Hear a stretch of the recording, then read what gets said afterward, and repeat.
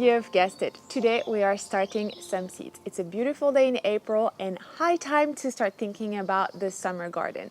So I brought out the seed box and I actually already ruffled through and selected some of the easiest and most rewarding annuals to grow. Those are varieties that I grow every year and I always have great success. So I highly recommend you try them, you add them to your list. You probably already grow them because they are absolute cottage staples. So let's dive in. For me, the number one flower to sow every year without skipping a beat have to be cosmos. They are incredible cottage plants. They flower profusely. They are a cut and come again flowers. It's actually encouraged to harvest the flowers regularly to get even more. They come in a range of really lovely colors, mostly pale pink and whites. They are absolutely lovely. I've had great success with them. One thing that I would say is that slugs absolutely adore those seedlings, so be mindful of that. But they're extremely easy to grow. I love their foliage also, that's very lacy and dainty. If you've been growing them for several years, you could try maybe some dwarf cosmos. The plants are a little bit more compact. They only grow to 60 centimeters tall, so they could be great for a mid-border. What I also tried are Cosmo Lemonade that produces really beautiful pale yellow flowers. I would say the germination rate for me wasn't as good on these, but I really love the different color shades. If you're looking for a really reliable performer, I would pick the Picotti line. They are renowned to be really great performers. For something a bit different, you could also opt for double cosmos. I never did get blooms out of this. I don't know if it's user error or the ones that the slugs also found. So I'm gonna try again this year to get that double flower effect. Another annual flower that is extremely easy to grow are nasturtiums, and I want to add them every year into my borders. And actually they're really great for a cottage style garden because I feel like they are lovely in a border but also in a vegetable garden setting because actually the leaves are edible. And also apparently the unripened seeds can be used like capers. So they are inedible yet ornamental. So that's the best of both worlds really. They typically come in those richer colors, yellows and orange, and also that darker red that I feel is a bit more rare. A variety that I really love is Salmon Baby because it has this lovely peachy color that's a bit softer and that marries a little bit better with other colors. But I always go for a mix because it's also a surprise, and this specific one, Alaska, has a variegated foliage, so that makes it also really interesting. Actually, the leaves of the nasturtium also are really cute. They're really rounded. And some of them are going to mound or even sprawl, so they can be also grown as a trailing plant. Nasturtiums and cosmos, I forgot to mention, attract the bees, so that's something else to consider when you're picking your annuals. Okay, next are sweet peas. They are actually one of my favorite flowers to grow also because they are scented climbers. So that's amazing for a sunny wall or an area in the border where you want to add a trellis and bring a bit of vertical movement, and just the scent on these is absolutely heaven. They are really easy to grow and they typically produce a lot of seeds that are very easy to save and use again the following years. I think this pile is the biggest so far. I cannot resist sweet peas.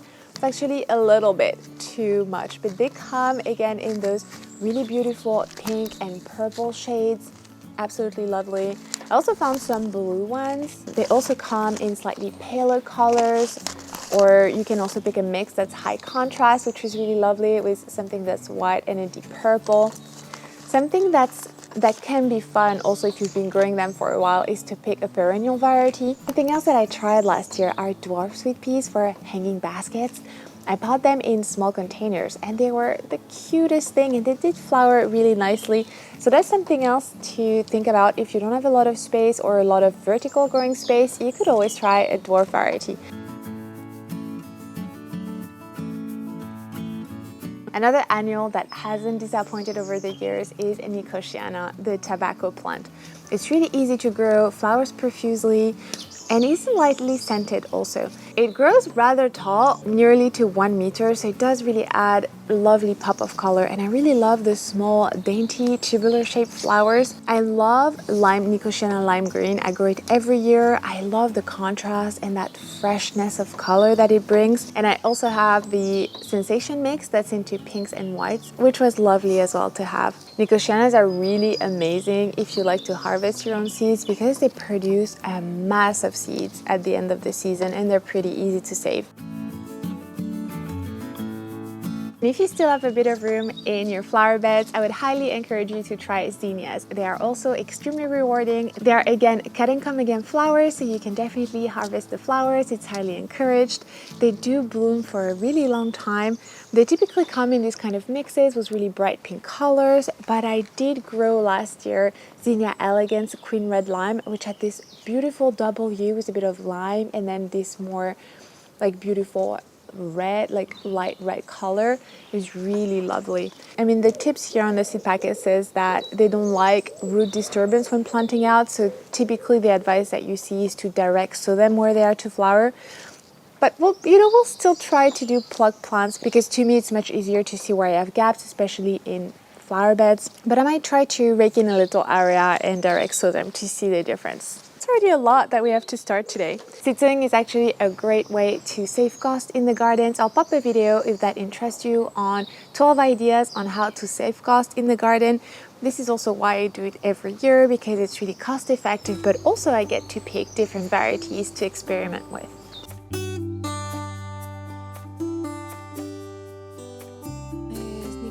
Lime green.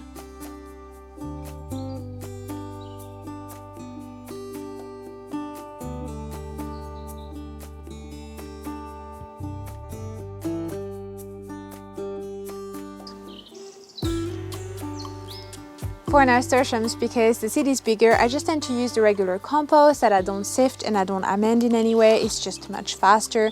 Because the seed is already pretty large, so something that I would recommend, try to adapt the size of container to the size of seed. So for something that's really small, we use the plug cell trays. For nasturtiums, I would use this size, and then just after we're going to do sweet peas, and I'm going to upgrade to that much bulkier size. Of course, labels.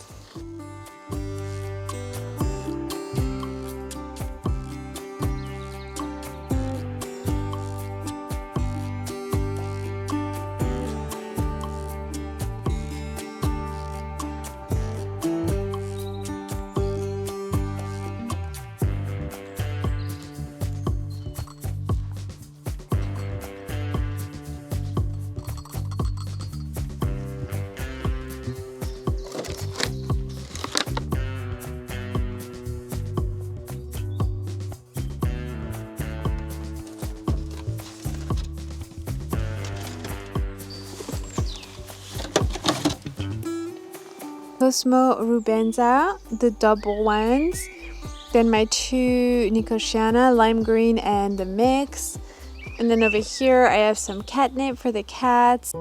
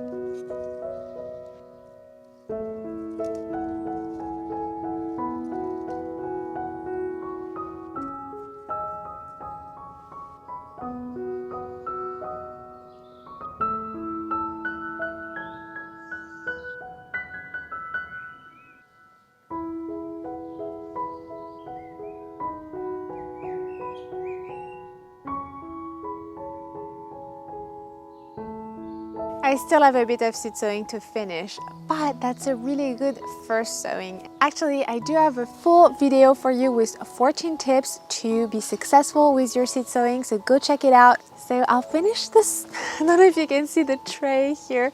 I'll finish my seed sowing and we'll check back in on the seedlings in a few weeks' time. I'll see you then. Bye. Simba, you look like a roasting chicken. You're roasting on my grasses. Yes. Great.